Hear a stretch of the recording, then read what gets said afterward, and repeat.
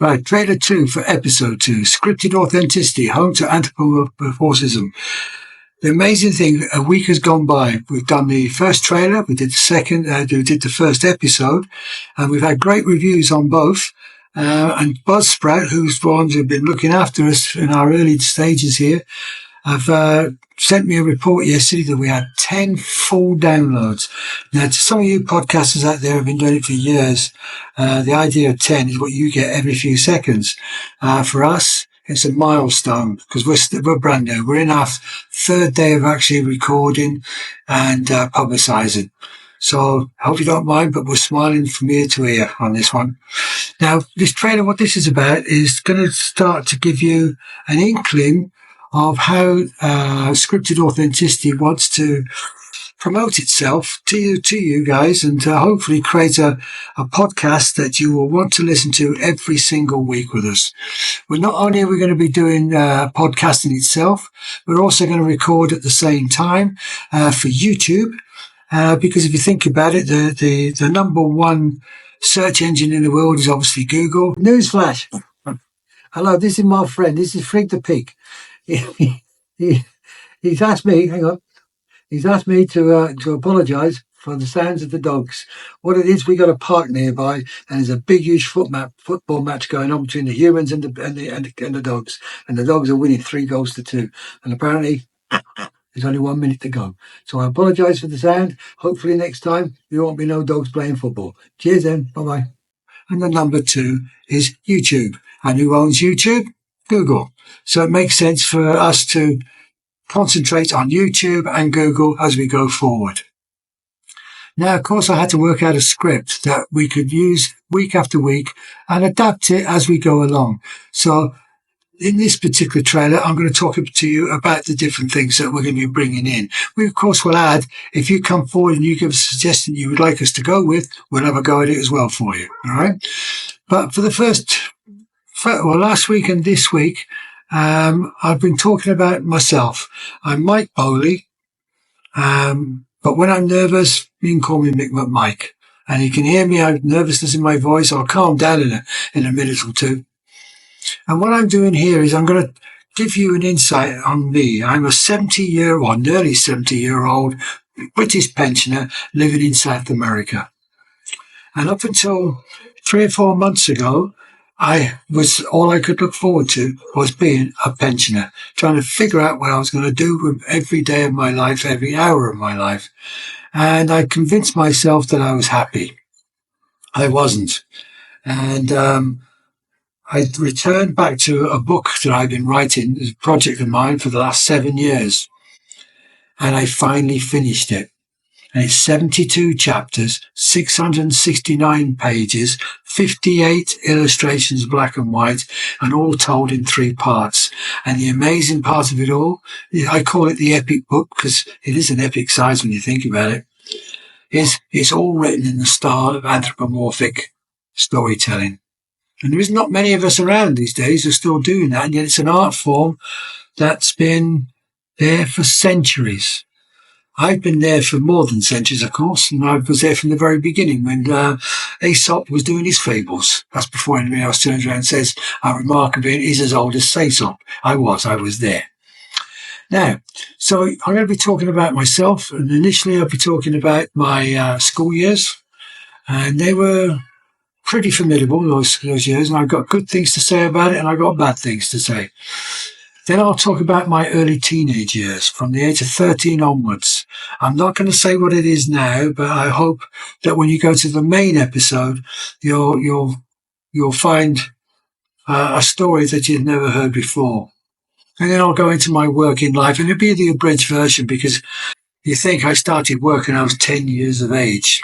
And I'm now, as I say, nearly 70, and I've only just retired thanks to the British government when I was 68. They wouldn't allow me to retire when I was 65. They made me wait the odd couple of years because there's not enough people alive these days to pay my pension. But I don't mind. That's what happens. I get a pension and I'm grateful for it. Then I go to part 2, which is the main content about the word anthropomorphism, the word itself about it. Where did it start? How did it start? What effects does it have on us culturally, religiously, every aspect you think, the A to Z of why anthropomorphism exists. And we'll be looking at a different part of that every single week going forward. So that is to show you that I'm not a clickbait type website or podcast. I'm going to be talking about something that I'm actually willing to advertise to you through the through all the different various social media and so forth. Third part is Dear Diary. Many years ago, there was a radio DJ, I think his name was Mike Reed, and I remember listening to him, and he did a section in his radio show on Radio 1 and Radio 2, and I think then it was called Dear Diary. And listeners like yourselves would write in of a very unusual story of they had gone through experience where they've come out of the other side of it.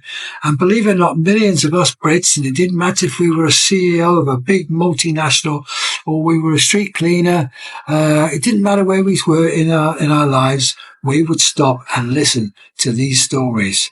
And that went on for quite some time. And these are stories that I've never ever forgotten. So I'm going to bring back to life Dear Diary. I can't do that for Mike. Mike, I'm afraid, is long gone from ourselves. But if I read to you in an anthropomorphic way of what's coming, experience the heartfelt musings and intriguing tales from the diary entries of our charming anthropomorphic characters as they navigate the ups and downs of life in their unique world. Say goodbye to those fantastic creatures we lovingly call our four-footed friends. Well, I've got to rewrite that section because it isn't. Because there's been a vote in the board between Christina, Angel, Blackie, Goldie and Liz, and I'm not allowed to talk about that one. They want the total control. So you're going to be getting the history of us on a weekly basis, me and Angel, who's our sound engineer.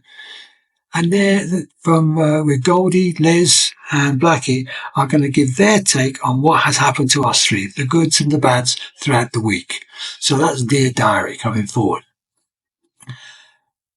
At Christmas time, myself and Christina, we were away. We'd gone up to the north of Colombia to a place called Santa Marta, which is not far away from Cartagena and Barranquilla. And there we had a week's rest on the beach, just getting ourselves nice and ready to come back and start this new project. And while we were away, we got the sad news that Christina's nephew, who lives in London, Camillo, and his lovely lady wife, Jem, who comes from Turkey, I believe. It's Turkey or Greece, I'm not sure which one. I'm sure it's Turkey. And they had a cat for many, many years, named Molly, who passed away. And obviously they were very sad after all these years. I think it was 12 years that she was with them. So I thought there are lots of us that go through that. And I decided to start a new part to us called In a World Where Whispers of Love Transcends Time and Space, Jem and Camillo from London come together to bid a tender farewell to their dearest and cherished Molly. As they feel the soft breeze and memories brush against their hearts, Molly's spirit dances in the gentle embrace of their love.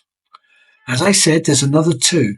They're very, very close to my heart, so I didn't want to give them away in the trailer, and you can hear those in the podcast, which gets published on Wednesday morning, 5 o'clock UK time. The next section is, I've been wanting to do this ever since I started writing. I wanted to give myself a chance, with this horrible voice that I have, to actually read my stories. So I'm going to do a book reading session. And on the first one, I'm going to be covering the first couple of pages of part 1, Adventurous Tales from a Few Mountain Walks. Here is where you can curl up and get lost in fantastical narratives as my characters bring stories to life through enchanting book readings that will transport you to new and exciting worlds, mainly South American world. The next chapter we're going to be covering is Anthropomorphic Joke of the Week. Now, you may remember that in episode 1, I told what I thought was a funny story about a certain frog and a certain duck who went book, book, and he went ready. Well, I'm going to be just as bad this week. I've got another one waiting for you. And I'm going to give you the first line. It's a polar bear. It's all about a polar bear. And I'll say no more until I tell the story in the next big episode. I've been doing a lot of research over the last 3 or 4 months on podcasters, and I get lots of business type emails from all different areas. And I try looking for the real nuggets that I really like and I want to adopt. I look at the nuggets and I think, what the hell are they talking about? There's no way that's going to do anything for me. And of course, there's the weird and wonderful ones. So I'm hoping that with what I've been saving over the last 3 or 4 months, I can create a little competition where I will recite 3 particular sayings and thoughts. And then you've got to decide which is the good one, which is the bad one, and which is the totally ridiculous one. They will all be real. They will not be made up. Okay. So I want the podcasters to join in and have a bit of fun with this as well. The next section, now this one you're going to really like, Anthropomorphic Newsflash. Now, Angel earlier on when I talked about this, fell off his chair laughing, and there's a good reason for it.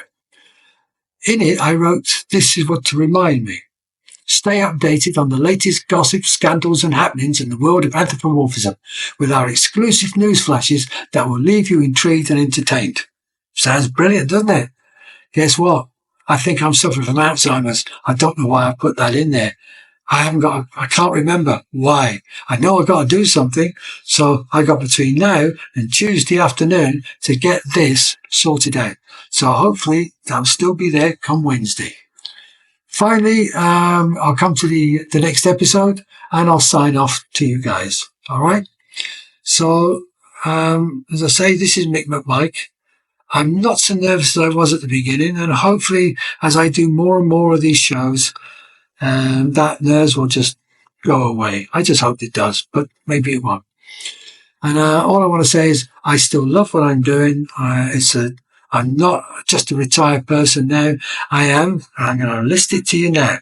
I am MickMacMike, Mike Bowley, MickMacMike Wins Nervous, who is a retired British pensioner living in South America, who is an anthropomorphic storyteller, a YouTuber, because this is my second video that's going to be going out on YouTube.